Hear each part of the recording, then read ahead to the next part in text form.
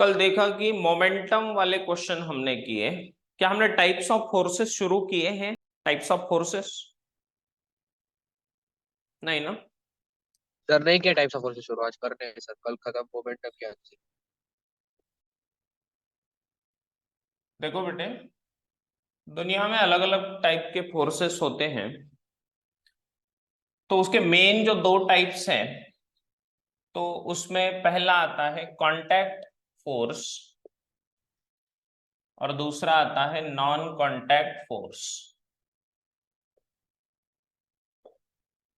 देखो बेटे, contact force का मतलब होता है कि अगर मेरे पास कोई ऑब्जेक्ट है और इस ऑब्जेक्ट को मुझे मूव करना है, तो मुझे क्या करना पड़ेगा? अपना हाथ जो है इसके कांटेक्ट में लाना पड़ेगा और इसको पुश करना पड़ेगा, है ना।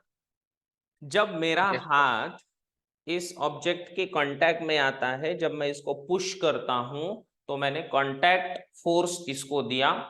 तो दुनिया में हम किसी भी चीज को पुल करते हैं, पुश करते हैं, दिन भर में हम जितनी भी काम अपने हाथों से करते हैं, उन सब में हम कौन से फोर्सेस लगा रहे हैं? Contact forces, contact. करेक्ट। तो कोई भी पुश हो या पुल हो, ठीक है, या टेंशन इन द स्ट्रिंग हो, या नॉर्मल रिएक्शन हो, ठीक है, या फिर फ्रिक्शन हो, ये सारे फोर्सेस कांटेक्ट फोर्सेस ही हैं, ठीक है। लेकिन दुनिया में ऐसे कोई फोर्सेस है क्या? दुनिया में क्या जादू है? Sir gravitational force. हाँ, दुनिया में बहुत सारी जादू है कि जहां पर कोई भी कांटेक्ट किए बिना पूरा वायरलेस मैकेनिज्म उसको खींच लेता है ना। तो एक है gravity, sir magnetic force. Magnetic force है, yes, electrostatic electric force. Force है हाँ। कि positive negative charges they attract each other, है ना। तो ये सर। ये दो बेसिक प्रकार के हम क्लासिफिकेशन इसमें कर सकते हैं। अब इसमें सबसे पहला हम सीखेंगे टेंशन। देखो, टेंशन, किसी भी बॉडी के ऊपर जब टेंशन लगता है, तो टेंशन, अगर ये स्ट्रिंग है, ये रोप है, किसके अंदर है? ये स्ट्रिंग में या रोप में? तो तो जनरली हम रोप को या स्ट्रिंग को हम मासलेस जब कंसिडर करते हैं, तो उसमें टेंशन जो आता है, तो बॉडी एम के ऊपर हमेशा tension is pulling force. Tension हमेशा पुल कर सकता है बेटे, पुलिंग फोर्स है ये, ठीक है। स्ट्रिंग में या रोप में, जैसे मान लो कि मेरे पास एक रस्सी है, मैंने रस्सी को एक दीवार से बांध दिया और दीवार से रस्सी बांध कर उसको मैं खींच रहा हूं, तो मैं पुल कर सकता हूं। लेकिन रस्सी से मैं क्या उसको पुश कर सकता हूं? नहीं। और इसीलिए जी sir. Tension is pulling force. It acts away from the object, it acts away from the object. Object से दूर जाते हुए ये एक्ट होता है। हमेशा ऑब्जेक्ट से दूर ही लेना है टेंशन को, ठीक है। टेंशन को हमेशा दूर लेना है, ये ध्यान रखना। अब इसमें अगर पुली अपनी जो स्ट्रिंग या रोप है, वो मासलेस अगर है, मासलेस स्ट्रिंग या रोप अगर है, ध्यान से सुनिएगा, मासलेस है मतलब लाइट, मतलब उसका लाइट वेट है, ठीक है, लाइट वेट, हल्की है, जैसे थ्रेड है ना, तो थ्रेड के जैसा। तो मासलेस है, लाइट वेट अगर रोप है, तो उसमें हर जगह पर टेंशन सेम रहेगा। ओके, तो इसमें लिखेंगे कि tension T is same through out, through out the string और रोप, ठीक है। स्ट्रिंग या रोप के अंदर हर एक पॉइंट पर टेंशन सेम रहेगा। जैसे फॉर एग्जांपल कि अगर यहां पर एक ऐसी रस्सी है, ओके, तो अगर यहां पर टेंशन है टी, तो यहां पर भी टेंशन टी, यहां पर भी टेंशन टी, यहां पर भी टेंशन टी ही होगा। ठीक है, तो टेंशन टी जो है वो किसी भी स्ट्रिंग के अंदर सेम होता है, लेकिन वो मासलेस होनी चाहिए। अगर उसको मास रहा तो ये दूसरा पॉइंट लिख देते हैं, इफ स्ट्रिंग हैज सम मास, तो फिर ऐसी स्ट्रिंग जिसको कुछ ना कुछ मास है उसमें टेंशन हर जगह पर अलग अलग होगा। यहाँ पर टेंशन T1, यहाँ पर T2, यहाँ पर T3, यहाँ पर T4, अलग अलग टेंशन होगा। तो सर उसको मतलब ढूंढना कैसे है वो हम अपने इसमें ढूंढेंगे। बोलो। सर ये टेंशन T1 T2 इस चैप्टर में नहीं है ना? आ, इस चैप्टर में T1 T2 नहीं है ना अभी अभी ढूंढने के लिए? है ना इसी चैप्टर में। T1 T2 भी है सर, हमें सिखाई नहीं T1 T2 कैसे ढूंढना है। हाँ, जैसे मैग्नेट के जो पोल्स होते हैं, नॉर्थ नॉर्थ पोल एक दूसरे को पुश करेंगे, रिपेल करेंगे, करेक्ट। Yes sir. और नॉर्थ साउथ क्या करेंगे? Sir attract.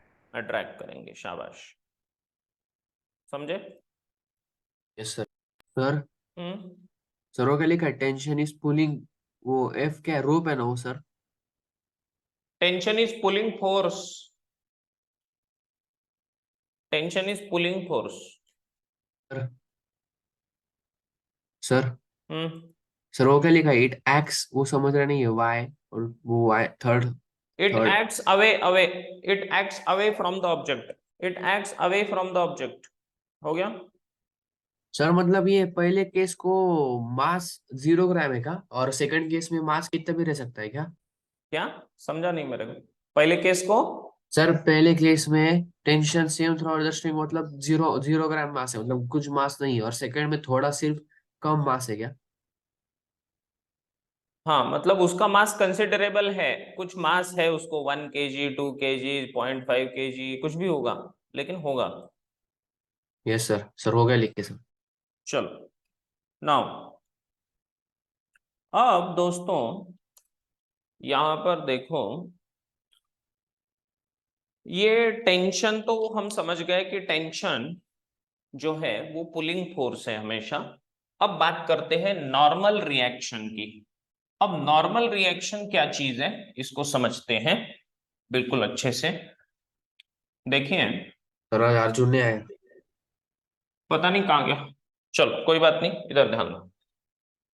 नाउ बेटे, यहां पर नॉर्मल रिएक्शन को समझने जा रहे हैं। नॉर्मल रिएक्शन जनरली हम बोलते हैं कि यहां पर कोई ब्लॉक रखा है और इस ब्लॉक को जमीन पर अगर रख दिया तो जमीन इसके ऊपर कुछ फोर्स देगी, नॉर्मल रिएक्शन ऐसा हम बोलते हैं, करेक्ट। जनरली नॉर्मल रिएक्शन जो है वो एक कांटेक्ट फोर्स है। कांटेक्ट फोर्स का मतलब क्या है कि जहां पर दो ऑब्जेक्ट्स एक दूसरे के कांटेक्ट में आते हैं तो वहां पर लगता है कांटेक्ट फोर्स। अब मुझे एक बात बताओ कि इस मास को क्या mg फोर्स नीचे की तरफ लग रहा है? बोलो। Yes sir. mg फोर्स इसको नीचे की तरफ लग रहा है, मतलब ग्रेविटी इसको नीचे खींच रही है, लेकिन क्या ये नीचे जा रहा है? No sir. क्यों? सर नॉर्मल रिएक्शन की वजह से ऊपर रख रहे तो दोनों आपस कर रहे तो कैंसिल आउट हो जा रहे हैं। हाँ ठीक है, लेकिन मैं ऐसा दूसरी भाषा में ऐसा कह सकता हूं कि ग्रेविटी इसको नीचे खींच रही है लेकिन जमीन इसको नीचे अलाउ नहीं कर रही है। जमीन इसको नीचे जाने को अलाउ नहीं कर रही है, इसी ब्लॉक को अगर मैं पानी के सरफेस के ऊपर रखता, इसी को मैं पानी के सरफेस के ऊपर रखता और ये हेवी ऑब्जेक्ट है, तो ये हेवी ऑब्जेक्ट क्या पानी के अंदर mg के कारण गिर जाता? Yes sir. क्यों? क्यों मतलब ग्राउंड नॉर्मल रिएक्शन नहीं दे रहा है। है? पानी में अंदर क्यों गिर जाएगा और धरती में अंदर क्यों नहीं गिर रहा है? सर क्योंकि धरती उसका फोर्स खुद वो मास पर लगा रही है, तो दोनों कैंसिल आउट हो रहे हैं। पर वाटर वाटर का कुछ फोर्स नहीं है उस पर, तो एक ही तरफ फोर्स आ रहा है, इसलिए नीचे। इसका मतलब ये हुआ कि जो अर्थ है बेटे, सरफेस जो है, रिजिड सरफेस है, उसके एटम्स एंड मॉलिक्यूल्स ने एक दूसरे को पकड़ के रखा है, यस और नो? लेकिन लिक्विड के जो मॉलिक्यूल्स हैं उन्होंने एक दूसरे को पक्के तरीके से पकड़ के नहीं रखा, इसलिए पानी के अंदर कोई चीज डालो तो डूब जाती है। मतलब कि sufficient normal reaction is not produced in liquids, but the solids, they have a very strong intermolecular attachment, और इसके कारण क्या होगा, वो उस ऑब्जेक्ट को नीचे गिरने नहीं देगा, उसको पकड़ के रखेगा। इसलिए normal reaction is a contact force, दोनों का कॉन्टैक्ट जहां पर हुआ, that is called normal reaction. दूसरा एग्जाम्पल, दूसरे एग्जाम्पल में अगर ये समझा बेटा, पहला क्लियर है? Yes sir. दूसरे एग्जाम्पल में मेरे पास दो ब्लॉक्स है, ए एंड बी, दो ब्लॉक्स है। मैंने ए ब्लॉक को यहां से पुश किया, मैंने इसको पुश किया, ओके, यहां पर हमने पुश किया है ए को, तो क्या बी वाला ब्लॉक भी आगे जाएगा बेटा? Yes sir. तो बी को पुश कौन करेगा? ए। ए। इसका मतलब बी के कांटेक्ट में होने के कारण, बी के कांटेक्ट में होने के कारण बी को ए ने फोर्स दिया, दैट इज नॉर्मल रिएक्शन। तो इसका मतलब बी के ऊपर जो फोर्स एक्ट होगा, that is normal reaction N. ये बात समझ में आई? जहां पर कांटेक्ट यस है वहां पर नॉर्मल रिएक्शन होनी ही होनी है। ये बात समझ में आई कि नहीं, बोलो? सर, मतलब वो ए ने बी को पुश किया तो वो नॉर्मल रिएक्शन हो गई क्या? हाँ, जब ए बी को पुश करेगा दोस्त, तो वो जो पुश है, वो हमने जितना फोर्स दिया उतना फोर्स ये यहां पर नहीं लगेगा। हाँ, हमने जो पुश किया वो पुश यहां पर नहीं लगेगा, यहां पर कुछ अलग पुश होगा, क्योंकि ए ने बी को धक्का मारा है और वो है नॉर्मल रिएक्शन। समझ में आया है ना? कभी कभी हम क्या करते थे कि मान लो कि हम कतार में खड़े हैं, ठीक है, क्यू क्यू में खड़े हैं, सारे बच्चे बच्चे होते थे, है ना? तो एक आधा जो नॉटी बच्चा है वो क्या करता था, आगे वाले को ऐसे पुश कर देता था, तो वो जाके उसके आगे वाले को धक्का मारता था और बेचारा मार खाता था। Yes sir, yes sir. तो अगर वो बोलेगा कि ए तूने क्यों धक्का मारा, तो मैं क्या बोलूंगा, मैंने थोड़ी ना धक्का मारा, उसने तेरे को धक्का मारा। मैंने उसको धक्का मारा, उसने तेरे को धक्का मारा, तो तू उसको पीट। तो ये भी वही बोलेगा, ये बोलेगा कि अरे तू क्यों पुश कर रहा है, तो ये क्या बोलेगा, नहीं मैंने नहीं पुश किया तेरे को। किसने पुश किया? ए ने पुश किया। बात समझ में आई? ठीक है। तो यस सर। अब दूसरा चीज कि नॉर्मल रिएक्शन जो है, normal reaction also has equal and opposite reaction according to Newton's third law. तो न्यूटन के थर्ड लॉ के अनुसार नॉर्मल रिएक्शन जो है दोस्त, वो हमेशा इक्वल एंड अपोजिट उसका रिएक्शन होता है। मतलब अगर ए ने बी को धक्का मारा एन, तो वो फोर्स किसके ऊपर एक्ट हुआ? बी के बी ऊपर। पर।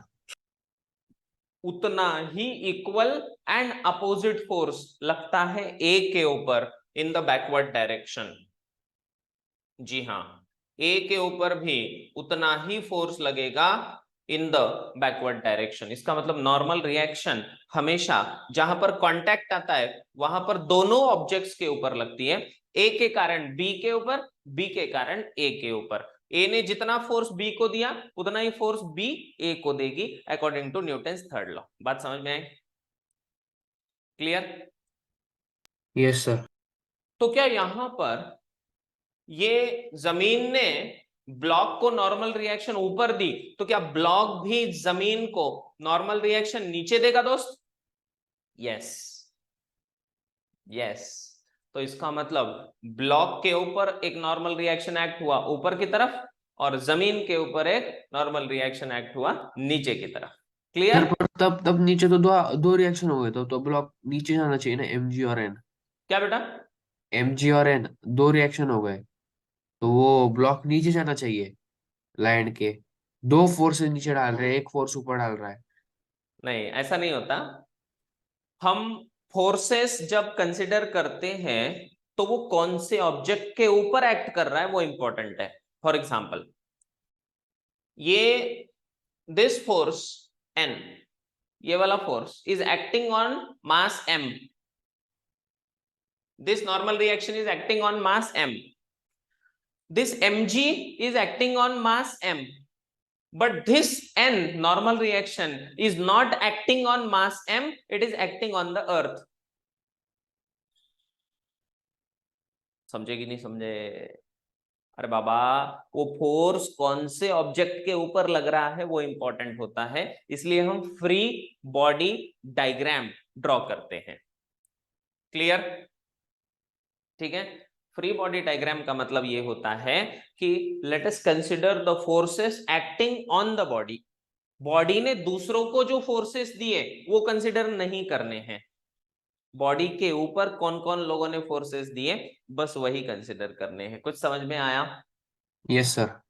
और इसीलिए यहां पर एन और mg दोनों एक्ट नहीं कर रहे बॉडी के ऊपर। mg is acting on mass m, but normal is acting on the earth. चलो, दूसरा चीज कि normal reaction always acts perpendicular to the surface in contact.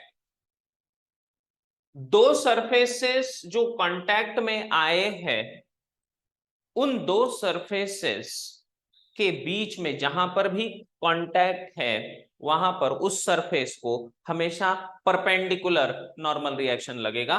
जैसे फॉर एग्जांपल, अगर मेरे पास एक ऐसा अरेंजमेंट है और यहां पर हमने एक बॉल रख दी है,